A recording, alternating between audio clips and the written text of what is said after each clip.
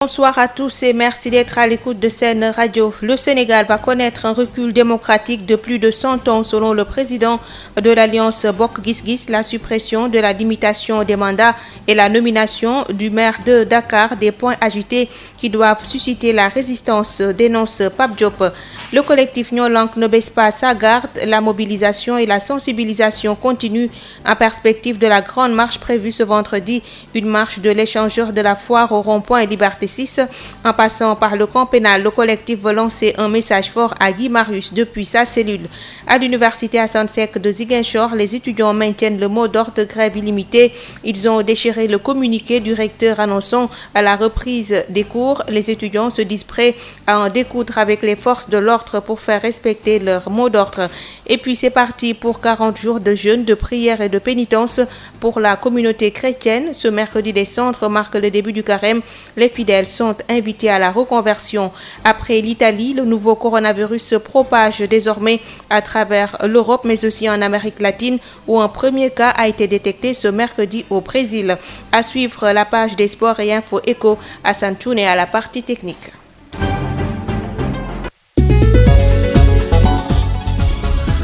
Marie-Rosalie Ndiaye. Sortie de Mohamed Boun Abdallah Dionne, suppression de la limitation des mandats, l'idée de nomination du maire de Dakar, le président de l'Alliance Bokk Gis Gis tire sur le régime en place.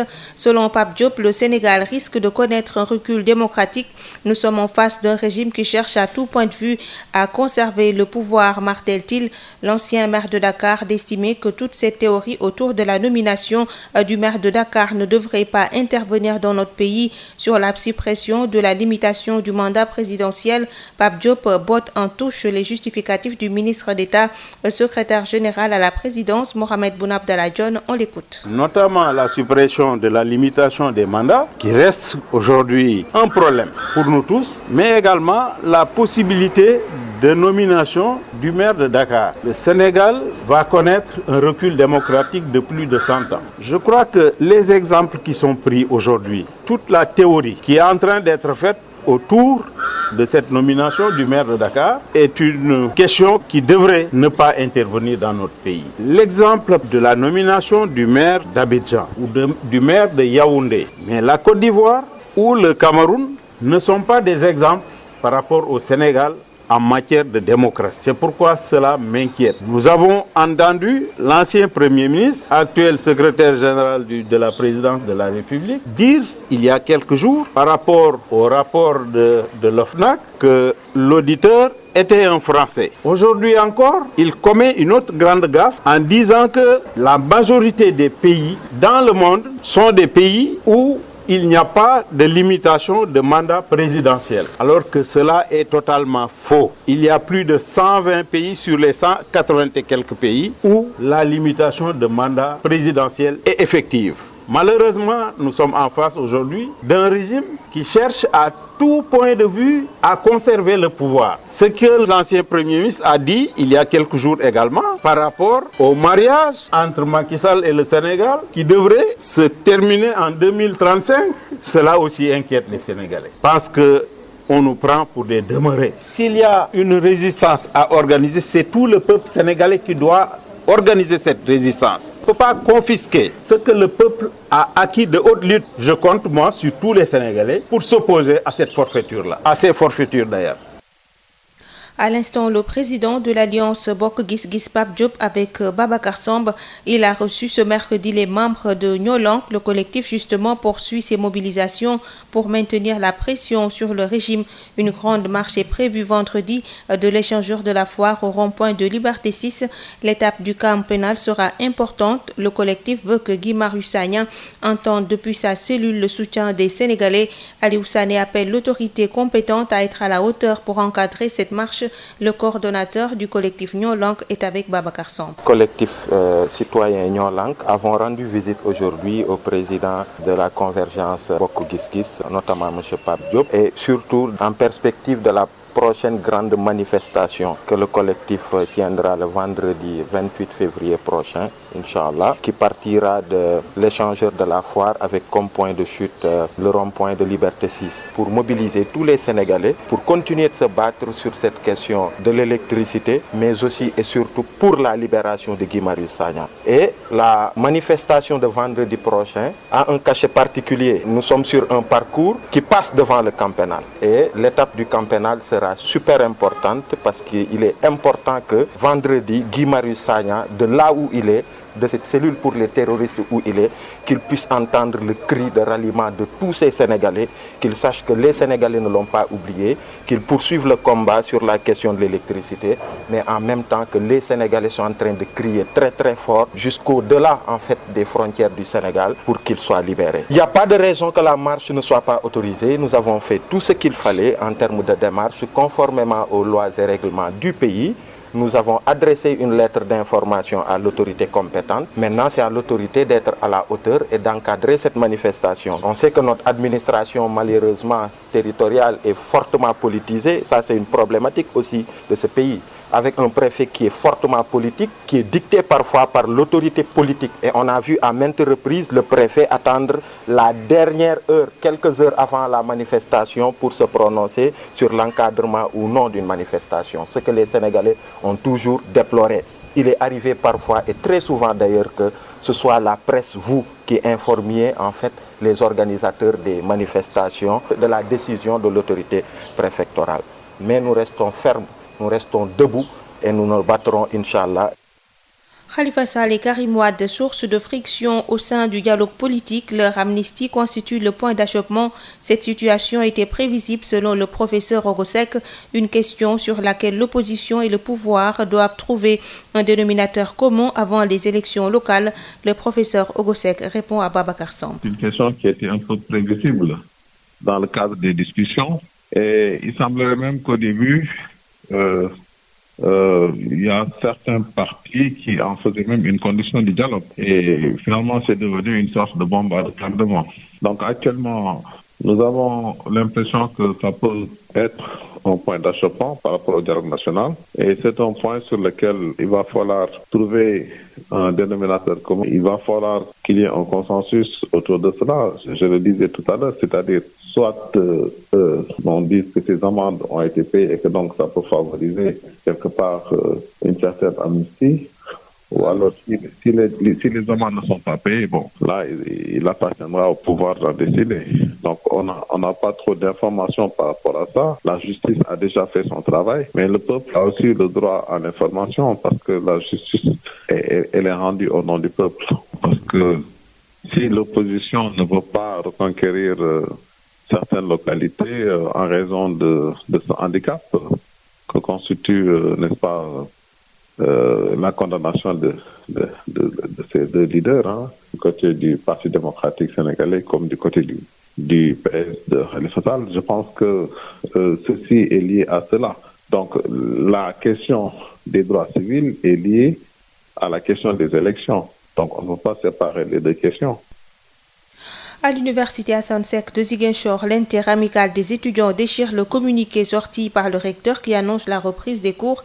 Les étudiants maintiennent la grève illimitée et menacent tous les étudiants qui seraient tentés de braver ce mot d'ordre. L'interamical a fait face à la presse ce matin. Ben Michel Kanfoudi. Le communiqué du recteur annonçant la reprise des cours à l'université Assane Seck de Ziguinchor n'a pas été du goût de l'interamical des étudiants. La structure syndicale des étudiants n'a pas perdu de temps pour prendre le contre-pied de l'autorité universitaire. Diarra Touré est le porte-parole de l'interamicale des étudiants de l'UASZ. Nous parlons directement au recteur. Qu'il sache une chose, ce n'est pas lui qui va lever les mots d'ordre. C'est nous qui l'avons mis là-bas, c'est nous qui l'avons levé. Quelle que soit la situation, on va lever, on va écouter net et clair. Nous sommes clairs et nets. On n'a pas un problème avec lui, on a un problème avec le gouvernement. On règle un problème avec le gouvernement. Mais lui, ce qu'il a à faire actuellement, il devait réfectionner nos toilettes et les salles de classe, les lampes qui sont dans les salles de classe, mais aussi l'éclairage. Surtout la ventilation au niveau des salles de classe. Ça, on va revenir, on va discuter avec lui, il va le faire.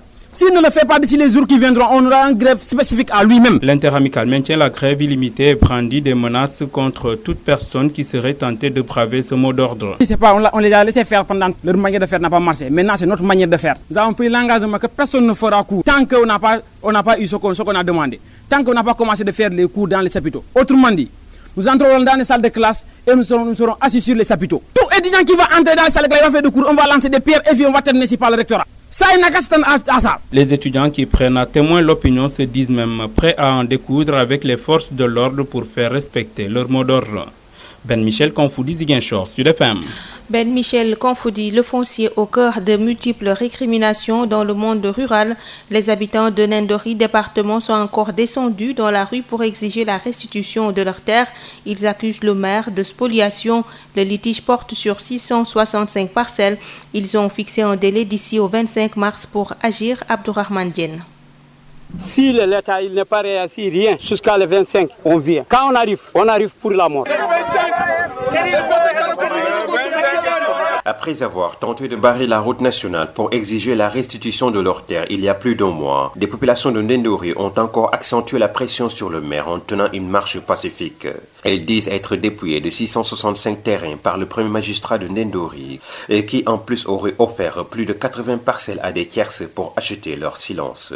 Mamadou Dabo portait leurs paroles. Il y a les hommes derrière lui, encore ils donnent les gens la corruption. Parce que là, il a donné 81 terrains corruption. Même pas une semaine, il y a quelqu'un qui m'a appelé, il a dit c'est 10 terrains là-bas, c'est vend ça. Parce que c'est nous qui avons fait les choses là, maire il m'a donné les terrains, c'est vendre les terrains. C'est connaître le nom de l'homme là. Présentement, la situation aurait atteint un point de non-retour puisque les deux parties ne dialoguent plus, renseigne Mamadou Dabo. On marche à cause de notre terre parce que nous avec monsieur le maire, depuis le président du comité rural, on discute avec lui, mais il dit il ne parle pas avec nous, il dit il ne parle pas avec personne. Il dit ce qu'il voulait faire, il fait. Personne il fait pas sans ce qu'il fait. Face à l'intransigeance de l'équipe municipale de Nendori, ces manifestants décident de passer à la vitesse supérieure et avertissent qu'elles reviendront le 25 mars prochain pour le sacrifice suprême. Le 25 mars, on ne demande pas l'autorisation parce que nous on vient pour le mort. Quelqu'un qui vient pour chercher le mort, ça part il demande l'autorisation. Matam, Abdourahmane Diène pour Sud FM. Abdourahmane Diène, de maire de Nendori, dit ne pas être ébranlé. Il n'a rien à se reprocher. Sud FM. L'électricité coûte cher au Sénégal. Cette sortie de la représentante du FMI au Sénégal est tout à fait logique d'après l'économiste Dr Thierno Thioune de la FASEC. Il arrive que les considérations techniques et financières du FMI soient contradictoires.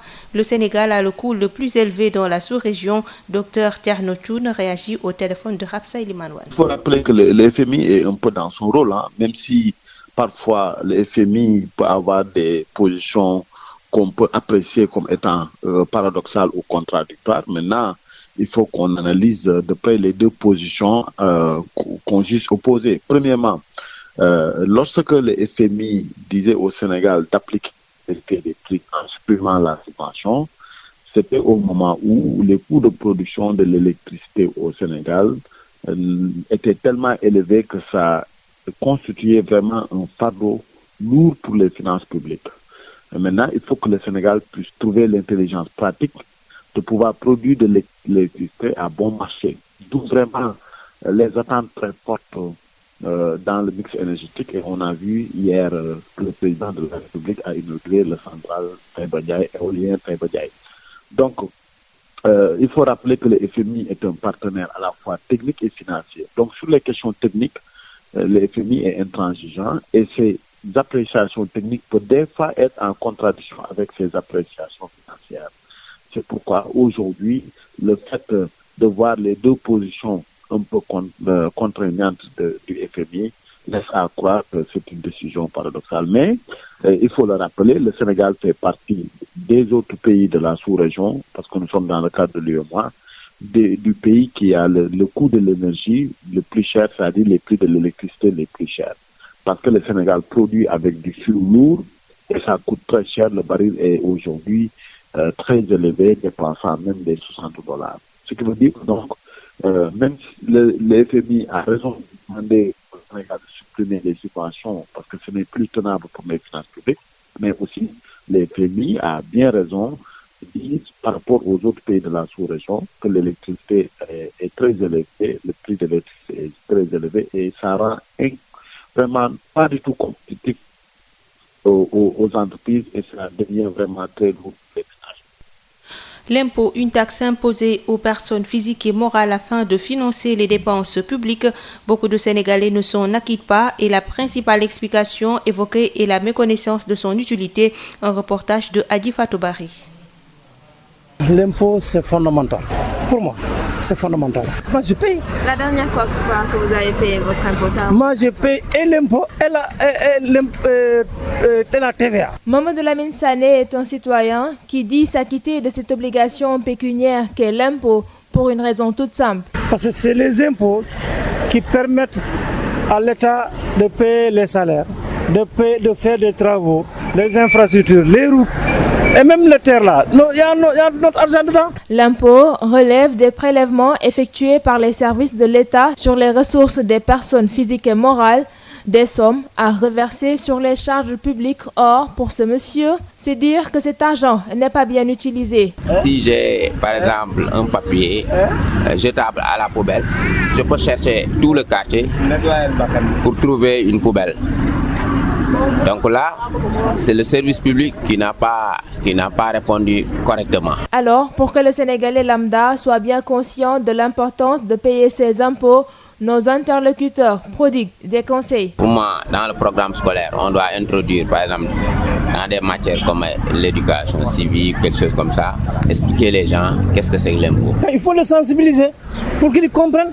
Parce que s'ils comprennent, c'est facile. La présidente de l'Ordre des experts fiscaux du Sénégal déclarait lors d'un point de presse que sur les 15 millions de Sénégalais, seuls 90 000 déclarent leurs impôts. Mieux encore, seuls les 6 000 paient régulièrement leurs impôts, une situation qui reste pratiquement la même dans la sous-région ouest-africaine. Parlons à présent du projet Bus Rapide Transit. Les personnes affectées ont déjà été recensées et la majorité est détentrice de places d'affaires. Les personnes concernées sont d'ailleurs en train de libérer les emprises. Le tracé du BRT, c'est de la préfecture de Guédiawaye à la gare routière de Petersen sur une longueur de 18 km. Khady Ndiaye Kébé, chef de l'unité environnementale et sociale du projet BRT, revient sur ce tracé et il est avec Ndeye Marème Ndiaye. Oui, le tracé du BRT, c'est un corridor de 18,3 km. Donc, il va de la préfecture de Guédiawaye en passant par l'hôpital Dalal Jamm, rond-point Casbi, pont de l'Émergence, rond-point 6. Boulangerie Jaune, boulevard Dial Diop, Charles de Gaulle, rond-point RTS, Grande Mosquée et Petersen. Avec ce tracé, ça veut dire que toutes les places d'affaires seront évacuées? Oui, les places d'affaires impactées, les maisons impactées, parce qu'il faut noter en plus de Grand Médine, où on avait des concessions, on avait 74 concessions. On a 30 concessions au niveau de la section hôpital Dalal Jamm, rond-point Casbi. On a 17 concessions entre le pont de l'Émergence et le rond-point 6 et 3 concessions en face de l'inspection d'académie de Dakar, à côté du lycée Kennedy. Mauvaise qualité de l'air, la couche dense de poussière constatée depuis hier sur le territoire commence à se dissiper lentement. Une poussière d'origine désertique qui cause beaucoup de gêne, surtout respiratoire. Pour ne pas inhaler toute cette poussière, le masque de protection est fortement pris. Les commerçants ont vite fait de saisir cette opportunité. Les magasins, peu importe la qualité, sont vendus dans la rue, la boutique et les quincailleries. Un reportage de Fatoumata Diallo. À cause de la mauvaise qualité de l'air, la vente de masques a augmenté. Partout, les gens portaient des masques, qu'importe la qualité. L'essentiel, c'est de se protéger contre la poussière. Dans cette quincaillerie nichée à Sacré-Cœur, le gérant du nom de Khadim Gueye informe que son chiffre d'affaires a connu une forte hausse. Pour la journée d'hier, j'ai vendu 7 paquets de masques et le paquet, on l'achète à 7 500 francs. Il contient 20 paires et la paire est vendue à 500 francs. Parmi ces clients, les hommes ont acheté le plus. À cela s'ajoute que ces masques sont de très bonne qualité. Ces masques, Moi, je vends des masques de très bonne qualité et la plupart, ce sont les hommes qui viennent acheter et surtout ceux qui sont dans les bureaux. Abdoulaye Diouf, charretier, renseigne que tout le temps il porte son masque car son travail l'exige. Moi, j'ai toujours porté mon masque car mon travail est pénible.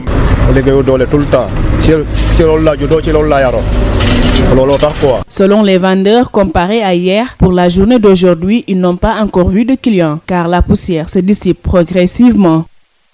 Démarrage du carême ce mercredi des centres. Convertissez-vous et croyez à la bonne nouvelle. C'est par ces paroles que les centres sont imposés aux fidèles en signe de reconversion. Pour ces 40 jours, plusieurs fidèles ont pris part à cette célébration à l'église Saint-Pierre. Josette Kali. Tu es poussière et tu retourneras à la poussière, ou convertissez-vous et croyez à l'évangile. Telles sont les paroles prononcées par les prêtres en imposant les cendres sur les fronts des fidèles venus nombreux assister à cette célébration qui marque le démarrage du carême. Des paroles qui doivent amener l'homme à une reconversion, selon Père Abraham, vicaire à la paroisse Saint-Pierre. Ce temps de carême est un temps qui nous est donné pour vivre la conversion de façon radicale, pour que cela puisse se manifester dans notre vie de tous les jours. Alors, quand on dit aux gens de se convertir, de croire la bonne nouvelle, c'est de disposer leur cœur, d'ouvrir leur cœur à écouter la parole de Dieu qui nous invite à la conversion et à comprendre davantage que c'est Jésus-Christ qui est venu réaliser la promesse de Dieu. Un message de reconversion bien accueilli par cette fidèle qui souhaite toutefois qu'il soit pérennisé au-delà de ces 40 jours. Un temps, pas de privation seulement, mais un temps où nous devons nous retourner pour voir les plus faibles,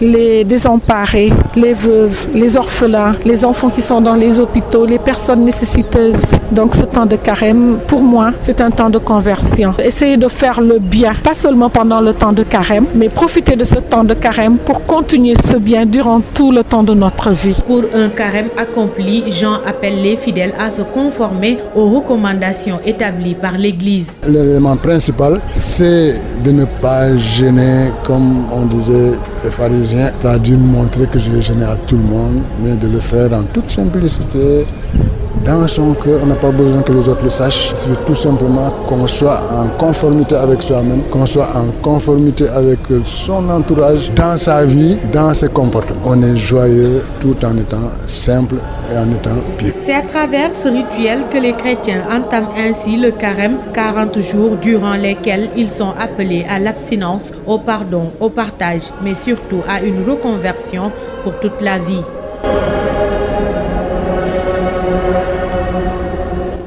Josette Kali, à Saint-Louis, la police a interpellé un groupe d'individus composé d'un Français, d'une Polonaise et d'un Sénégalais pour détention et usage collectif de chanvre indien. Ils seront déférés aujourd'hui. Une autre bande a été arrêtée pour vol en réunion de moto. Les détails avec Yves Tendeng. Le groupe était composé d'un Français et d'une Polonaise, tous deux des touristes qui étaient accompagnés de leur ami, un Sénégalais. Tous les trois ont été ainsi interpellés pour détention et usage collectif de chanvre indien. Arrêtés par les éléments du commissariat de police de l'arrondissement de l'île Saint-Louis, les deux touristes ainsi que leurs amis sénégalais seront tous déférés aujourd'hui même. Également, deux autres individus ont été interpellés, mais cette fois-ci pour association de malfaiteurs et pour vol en réunion de moto commis la nuit. Cette bande de malfaiteurs fut également démantelée toujours par les éléments du commissariat de police de l'île. Ils seront eux aussi présentés au procureur de Saint-Louis aujourd'hui même. Saint-Louis, Yves Tendeng, Sud FM. International. L'épidémie de Covid-19 s'étend à travers l'Europe et notamment en Italie, le pays européen le plus touché avec plus de 370 cas et 12 morts. Un premier Français, un enseignant de 60 ans qui n'avait pas voyagé dans une zone à risque est mort après avoir été infecté par le nouveau coronavirus et la découverte de nouveaux cas s'accélère dans l'Hexagone. Le Covid-19 est apparu depuis le début de la semaine dans plusieurs nouveaux pays européens, Autriche, Suisse, Croatie et Grèce, ainsi qu'en Algérie. Un premier cas a également été détecté ce mercredi en Amérique latine au Brésil, au moment où le Pakistan annonce ses deux premiers cas. Les scènes de guérilla urbaine qui ont mis aux prises depuis dimanche les habitants d'un quartier musulman de New Delhi à des nationalistes hindous ont fait une vingtaine de morts et plus de 200 blessés. Ces violences font suite à l'adoption d'une loi en décembre qui facilite l'attribution de la citoyenneté aux réfugiés à l'exception des musulmans. Ce sont les pires affrontements qu'a connu New Delhi depuis les décennies selon France 24. Tout de suite la page des sports.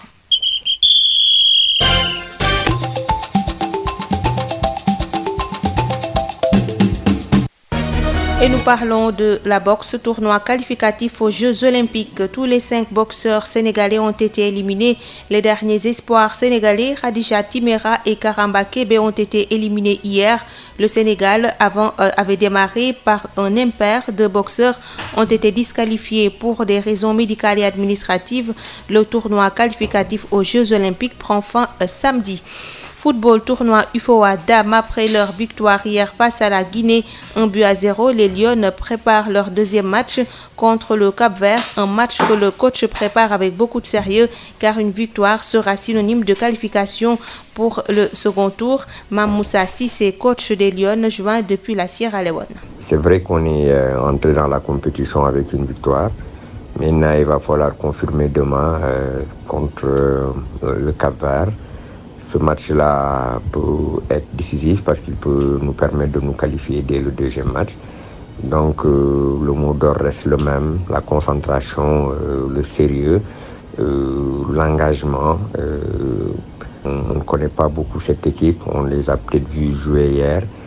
C'est un autre match, un autre contexte et c'est à nous de faire en sorte d'être au meilleur niveau pour nous permettre de gagner ce match-là et d'envisager la suite avec beaucoup plus de sérénité. À l'issue de la première journée, le Sénégal est leader de la poule A avec 3 points. La Sierra Leone et le Cap-Vert suivent avec 1 point. La Guinée ferme la manche. Le Sénégal joue son 3e et dernier match de poule contre le pays hôte, la Sierra Leone, le 1er mars. Les demi-finales sont prévues le 4 mars, le match de classement et la finale le 7 mars. Le tournoi UFOA Dames a débuté hier et prend fin le 7 mars. Championnat national, on est à 3 journées à des phases allées et le constat fait est que la majeure partie des équipes peinent à faire des résultats à domicile, ce qui s'explique par une forte pression des supporters et aussi le niveau des équipes selon les techniciens interrogés par Odile Minkilan. En Ligue 1, Ligue 2, tout comme le national, la majeure partie des équipes sénégalaises peinent à gagner à domicile. Mais à l'extérieur, elles brillent. Situation paradoxale selon le coach d'Oslofa, Arbi Kamara. C'est par rapport aux pressions, parce que les joueurs sont à l'aise à l'extérieur. Tu sais, ici au Sénégal, les gens font la pression sur les joueurs et c'est des pressions négatives, quoi. Les joueurs ne veulent pas prendre d'initiative, les joueurs ne veulent pas prendre de risques. Alors l'équipe visiteuse, elle est à l'aise. Tu as l'impression que les supporters qui sont là sont avec l'équipe visiteuse. Les supporters pensent que c'est comme ça qu'ils doivent se comporter pour aider leurs équipes. À mon avis, ça perturbe les joueurs. Parce que moi, étant joueur, j'ai vécu ça. Contrairement aux propos du coach Arbi Kamara, Ali Mal affirme que tout se joue sur la défensive à domicile. Il y a beaucoup d'équipes qui ne gagnent pas à domicile, mais à l'exception aussi de Tenguet qui, par rapport aux autres équipes, cette année a fait un bon début de championnat. Donc ce que nous pouvons voir, que chaque fois que les équipes se déplacent, ils se disent d'abord de ne pas prendre de but et de bien défendre pour prendre au moins 1 point. Ce qui fait que donc, si vous êtes à domicile, vous essayez d'attaquer, on peut vous contrer, on peut vous marquer des buts. Donc je pense que là, c'est la première des choses que tout entraîneur dit. Je vais à l'extérieur, je vais essayer de faire le maximum de ne pas prendre de but, essayer de prendre 1 point. Pour la Ligue 2 et pour la Ligue 1, presque toutes les équipes jouent comme ça. Pour le coach Arbi, il faut sensibiliser davantage les supporters pour qu'ils cessent de mettre la pression sur leurs équipes. Et pour Ali Mal, toutes les équipes se valent. Les supporters doivent être conscients qu'eux, ils jouent un rôle très important par rapport à la performance des joueurs. Les joueurs doivent sentir que des supporters les soutiennent sur des moments difficiles, des supporters qui les poussent à faire des exploits, des supporters qui sont là. Le championnat, il est très difficile, que vous soyez chez vous, que vous soyez à l'extérieur. Vous pouvez gagner à l'extérieur, vous pouvez gagner chez vous aussi, mais vous pouvez perdre chez vous et aussi aller gagner à l'extérieur. Donc on ne peut pas dire que ce championnat, il est comme ça, il est comme ça. Donc ce que je peux dire, c'est un championnat très difficile. Toutes les équipes se tiennent de près. Des équipes comme Djambar, Génération Foot, Casa Sport, entre autres, rencontrent d'énormes difficultés pour gagner dans leur fief. Odile Minkilan, les huitièmes de finale aller de la Ligue des Champions de ce mercredi opposent le Real à City. Pour les férus du ballon rond, les avis sont partagés, même si certains pensent que ce match sera difficile pour les deux formations. Mais City part favori, d'autres par contre se gardent de pronostiquer. Ismaël Marcel Colli. Real de Madrid, Manchester City sera l'attraction de ces huitièmes de finale aller de la Ligue des Champions de ce mercredi. Pour les férus du ballon rond, comme Mami, ce match sera difficile pour les deux formations, mais City par favori. Match aller bien Real City, ça sera chaud aujourd'hui. C'est à domicile. Real d'habitude, il ne se laisse pas faire. Or que ces temps-ci, les Citizens, c'est pareil aussi. Ça, bon, 1-0. City, oui. Oui, à l'instant, City est mieux que Real. Pour moi, à mon avis, oui. Mais ça sera chaud aussi. Difficile de pronostiquer dans ce duel qui oppose Zidane à Guardiola, deux entraîneurs chevronnés. On aura droit à un très grand classique avec Guardiola qui sera opposé à Zidane avec le Real Madrid, 3 fois d'affilée champion, et qui sera opposé à Manchester City. Ce sera un très grand match, un match très ouvert où il n'y aura pas de favori. Pour le Real, 13 fois vainqueur, il s'agira de s'éviter l'humiliation d'une deuxième élimination consécutive au stade des huitièmes de finale. Au stade Santiago Bernabéu, toute la pression reposera sur les épaules de l'entraîneur des Citizens, Guardiola. Merci beaucoup Ismaël Marcel Colli. Place à Infoyoko avec Rapsa Elimanouane. Bonjour et bienvenue. La ville de Dakar, en collaboration avec le Fonds de développement et de solidarité municipale, entend former les groupements de femmes de Dakar à une bonne éducation financière. C'est pour leur permettre de savoir mieux gérer les financements estimés à 5 millions de francs CFA qui seront attribués à chaque groupe. C'est le maire de Dakar qui a procédé au lancement de cette formation. Soham Vardini prévient chaque centime prêté devra être remboursé. L'objectif, c'est de former les femmes, de les initier à gérer leur propre entreprise.